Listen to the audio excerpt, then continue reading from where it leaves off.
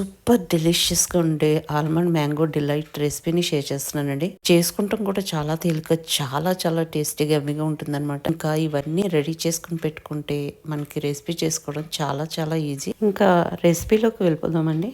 First నేను mango puree చేసుకుని పెట్టుకున్నానండి. ఆ మ్యాంగో ప్యూరీని 2 టేబుల్ స్పూన్స్ చొప్పున ఒక్కొక్క గ్లాస్లో యాడ్ చేసుకుంటున్నాను. ఇది బంగినపల్లి మ్యాంగో అండి, దాన్ని ప్యూరీ చేసుకున్నాను అనమాట. ఇంకా తర్వాత pumpkin seeds, water melon seeds ఒక 6 అవర్స్ పాటు సోక్ చేసుకున్న తర్వాత కొంచెం మ్యాంగో పీసెస్ వేసి ప్యూరీ లాగా చేసుకున్నాను. అది యాడ్ చేశాను సెకండ్ స్టెప్గా.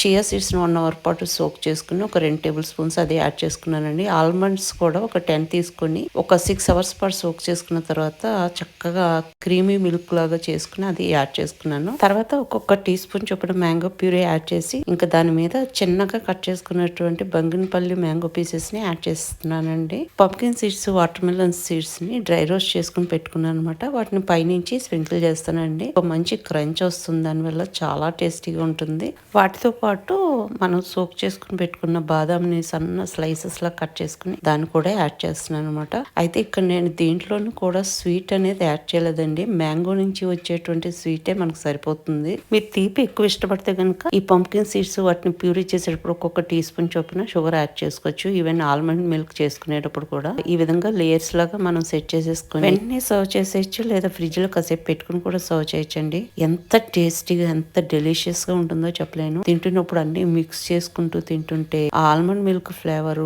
ఆ మ్యాంగోలోని తీపిదనం, ఆ సీడ్స్ లోని క్రంచ్ అద్భుతంగా ఉంటుందండి. ట్రై చేసి చూడండి.